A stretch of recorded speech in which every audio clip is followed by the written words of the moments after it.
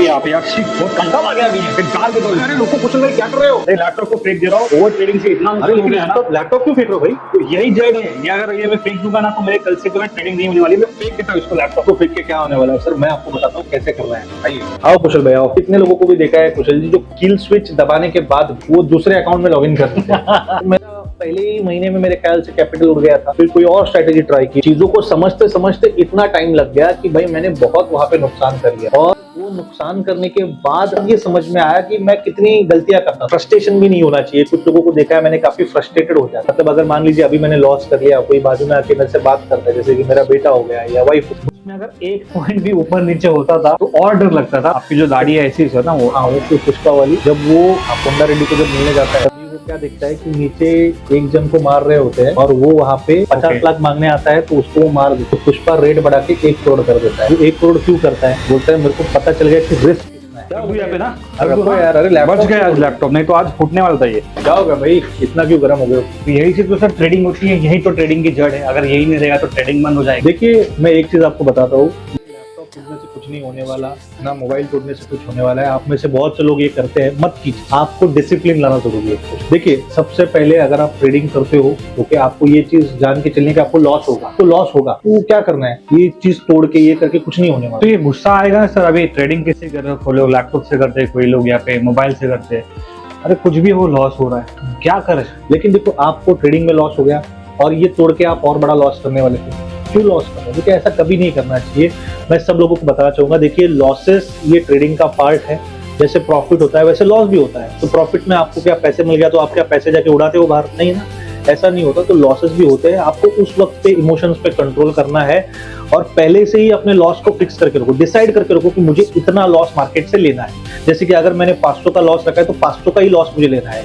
Over trading करो ना। ज्यादातर से लोग क्या करते हैं कुशल जी, आपने भी देखा होगा कि रिवेंज ट्रेडिंग ज्यादा करते हैं। मतलब दिन में अगर उनको पहला ही लॉस होता है, पहले 1 या 2 ट्रेड में लॉस होता है, तो आपने भी देखा होगा। इसके बारे में आप क्या कहेंगे रिवेंज ट्रेडिंग के बारे में? रिवेंज मतलब मेरा मैक्सिमम बताऊं कि अगर मुझे पहले 1-2 ट्रेड में प्रॉफिट होता है ना, मेरे पास एक अलग लेवल का कॉन्फिडेंस आता है कि यार मेरे पास बहुत सारा प्रॉफिट पड़ा है, मैं इसका रिस्क ले सकता हूँ। राइट। और उस रिस्क में क्या करता हूँ, ट्रेड करता हूँ। और वो जो 2 ट्रेड का जो मेरा एक डिसिप्लिन है वो 4 ट्रेड में बन जाता है, 6 ट्रेड में। और जब लॉस होता है तो वो रिकवर करने के लिए 10-12 ट्रेड होते हैं। राइट। लॉस होता भी है प्लस ब्रोकरेज भी जाता है और उस दिन मुझे ऐसा करना पड़ता। तो मैंने डिसाइड किया कि क्या करूंगा, सिर्फ 2 ही ट्रेड करूंगा, चाहे प्रॉफिट हो या लॉस। बट इमोशंस कभी भी जो है हमारे, जो हमें अपने लेवल पे अपने कंट्रोल करना है। करेक्ट। देखिए इमोशंस पे कंट्रोल करना चाहिए और यही एक अच्छे ट्रेडर की खासियत है। अगर आप एक अच्छे ट्रेडर, आप खुद को बोलते हो कि मैं एक ट्रेडर हूँ, तो भाई आपको आपके इमोशंस पे कंट्रोल होना चाहिए। तो इसका मतलब देखिए, अगर मान लीजिए आज मैं डिसिप्लिन के साथ बैठा हूँ, मुझे लग रहा है कि भाई मेरा एक ही स्टॉप लॉस आज मिल जाएगा तो मैं निकल जाऊंगा। एक स्टॉप लॉस आता है या एक टारगेट मिलता है तो मैं ट्रेडिंग को रोक दूंगा। तो वहीं पे आपको रोक देना चाहिए। कुछ लोग बोलते हैं सर यहाँ पे मैं सिस्टम तो बंद कर देता हूँ लेकिन कंट्रोल नहीं होता है, थोड़ी देर बाद वापस चालू करता हूँ। इसका मतलब आप सीरियस नहीं हो। आपको सीरियस बनना पड़ेगा। आपकी फैमिली है, घर चलाना है, तो आपको सीरियस बनना पड़ेगा। ऐसा टाइम पास करके नहीं चलेगा। आप बोलोगे सर नहीं होता है, मैंने कोशिश की, लेकिन आपको फिर भी इसमें काम करना पड़ेगा। यानी वही किल स्विच करना पड़ेगा या लैपटॉप को बंद करना पड़ेगा। मैंने कितने लोगों को भी देखा है कुशल जी जो किल स्विच दबाने के बाद भी वो दूसरे अकाउंट में लॉगिन करते हैं। हाँ तो भाई ये मतलब खुद पे अंदर डिसिप्लिन होना चाहिए, खुद पे कंट्रोल होना चाहिए। हाँ मतलब वो एक तरीका बंद करते दूसरा तरीका चालू करते हैं। हाँ, एक होप में कि यार यहाँ से लॉस नहीं हुआ तो वहां से रिकवर कर पाएंगे, तो वो उनको लगता है। बट देखिए एंड ऑफ द डे अगर आपका पहला एनालिसिस या दूसरा एनालिसिस गलत हो गया है, इसकी कोई गारंटी नहीं है कि आपका तीसरा एनालिसिस सही होगा। अगर आपने गलत डिसीजन लिया है फर्स्ट टाइम, सेकंड टाइम, तो उसके लिए उसी दिन के लिए हमें रुकना है। देखिए मैंने जब ट्रेडिंग शुरुआत की थी तो पहले 2-3 महीने में मैंने एक कैपिटल लेके आया था, उस कैपिटल को पूरा खत्म किया। उसके बाद मैं फिर से कैपिटल लेके आया क्योंकि मेरा पहले बिजनेस था तो पैसा तो बहुत था और वही कैपिटल में लगा रहा था। तो ये भी एक दिक्कत है कि पैसा बहुत होता है ना, तो हम लोग फिर करते जाते हैं। हाँ तो मेरा पहले ही महीने में मेरे ख्याल से कैपिटल उड़ गया था। फिर कोई और स्ट्रेटेजी ट्राई की, चीजों को समझते समझते इतना टाइम लग गया कि भाई मैंने बहुत वहां पे नुकसान कर लिया। और वो नुकसान करने के बाद कितने सालों के बाद ये समझ में आया कि मैं कितनी गलतियां करता। तो भाई अभी लोगों को भी ये, आप लोग ये गलती ना करो, इसके लिए हम लोग ये सारी चीजें बोल रहे हैं। ना कि और लैपटॉप नहीं फूटनी चाहिए, कोई और मोबाइल्स नहीं फूटने चाहिए, कोई टीवीज नहीं फूटना चाहिए, इसलिए हम लोग ये वीडियोस बना रहे हैं। हाँ देखिए, अभी ये लैपटॉप हम लोग वाकई में नहीं तोड़ने वाले थे Actually, हम लोग रिस्क रिवॉर्ड बराबर से फॉलो करते हैं, लेकिन ये चीजें मुझे इसलिए बतानी थी क्योंकि कुछ लोग ऐसा करते हैं और ऐसा ना करो। और यही नहीं, फ्रस्ट्रेशन भी नहीं होना चाहिए। कुछ लोगों को देखा है मैंने, काफी फ्रस्ट्रेटेड हो जाते हैं। मतलब अगर मान लीजिए अभी मैंने लॉस कर लिया, कोई बाजू में आके मेरे से बात करता है, जैसे कि मेरा बेटा हो गया या वाइफ हो गई, ओके, अलग रीजन की वजह से फ्रस्ट्रेट होते हैं, उसके लिए मैं कुछ नहीं बोलूंगा। घर पे गुस्सा निकल जाता है ट्रेडिंग की वजह से, वो अलग लेवल से वो हो जाता है। और साथ में देखिए सर, मैंने एक चीज भी नोट की, मैंने इसके साथ भी शेयर किया कि जब भी आपको लॉस होता है ना, मतलब ये मेरे साथ हुआ है, वो मैं शेयर कर रहा हूँ। तो पहले मैं 1-2 लॉट से करता था, ठीक है, बट जब लॉस हुआ तो वो रिकवर करने के लिए मेरे जो लॉट्स है वो बढ़ जाते थे ऑटोमेटिकली। वो जो हिम्मत थी वो मेरे में कहाँ से थे मुझे नहीं पता था। जनरली मैं कभी भी ऐसा रिस्क नहीं लेता, बट जब मुझे लॉस होता था, उस लॉस को रिकवर करने के लिए या रिवेंज में आप बोल सकते हो, मैं लॉट काफी बड़ा देता था। यार होगा तो होगा, क्या होगा, बड़ा लॉस हो जाएगा। ये मेरे साथ हुआ है। बट उस टाइम पे क्या होता था, लॉट्स बढ़ गए, 10-15 लॉट्स हो गए, उसमें अगर एक पॉइंट भी ऊपर नीचे होता था तो और डर लगता था, और हम लोग उस पोजीशन को कट करके निकल जाते थे और लॉस लेके चले जाते थे। तो ऐसा नहीं करना है, लॉट साइज फिक्स रखना है, कैपिटल फिक्स रखना है, अपना टारगेट स्टॉप लॉस फिक्स रखना है, रिस्क रिवॉर्ड सेम रखना है। उस दिन नहीं चला, हर दिन हमारा नहीं होता है, अगले दिन आएंगे। मतलब ये जो अभी कुशल जी बोल रहे हैं पोजीशन साइजिंग के बारे में बता रहे हैं कि आपको पोजीशन साइजिंग वैसी रखनी है जितनी आपकी सहने की ताकत है। अगर आपको मालूम है कि भाई आप 2-3 हजार का लॉस नहीं देख सकते 1-2 मिनट में, तो भाई आपको उतनी बड़ी पोजीशन लेनी ही नहीं है। आप छोटी पोजीशन ले लो जिसमें आपका 100 रुपए 200 रुपए का लॉस दिखे, तो आप सह सकते हो। ठीक है, आप बड़ी पोजीशन साइजिंग करोगे तो भाई लॉस भी बड़ा दिखेगा, जाहिर सी बात है। भले स्टॉक या कोई भी इंस्ट्रूमेंट है 1 पॉइंट ऊपर नीचे करेगा, लेकिन आपका लॉस है वो बड़ा दिखेगा, प्रॉफिट भी बड़ा दिखेगा। लेकिन लॉस में हिम्मत टूट जाती है क्योंकि लॉस में आप कंट्रोल ही नहीं कर पाओगे। जैसे कैसे होता है मैं आपको बताऊँ, सब एग्जाम्पल देने का होगा तो अगर आपको गाड़ी चलानी कितनी भी आती है, ओके, लेकिन गाड़ी अगर 140 की स्पीड पे चली गई ना, तो गाड़ी को कंट्रोल करना मुश्किल हो जाता है। या 150 की स्पीड पे भी अगर आप बाइक लेके जाओगे तो गाड़ी को कंट्रोल करना मुश्किल नहीं। वो चलाना कहाँ पे वो भी हमें जानना है ना। अगर आप 150 की स्पीड से चला रहे हो हाईवे तो ठीक है, आप चला सकते हो मैनेज, बट अगर आप यहाँ पे साइडवेज मार्केट में गाड़ी चला रहे हो तो ठुकने के चांसेस है, मतलब स्टॉप लॉस जाने के चांसेस है। और अगर आप हाईवे पे चला रहे हो, ट्रेंडिंग मार्केट है, आपने सही ट्रेड अगर पकड़ी है तो वो आपका ट्रेड प्रॉपर्ली जाएगा।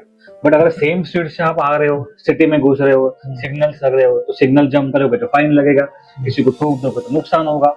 यही होता है ट्रेडिंग में कि अगर हम लोग गलत तरीके से ट्रेडिंग करेंगे तो स्टॉप लॉस पे टॉप लॉस, टॉप लॉस पे स्टॉप लॉस। प्रॉपर आइए, ट्रेंडिंग मार्केट रहेगा, सेटअप आइडेंटिफाई कीजिए, मार्केट साइडवेज है तो इग्नोर कीजिए, छोड़ के चली जाइए।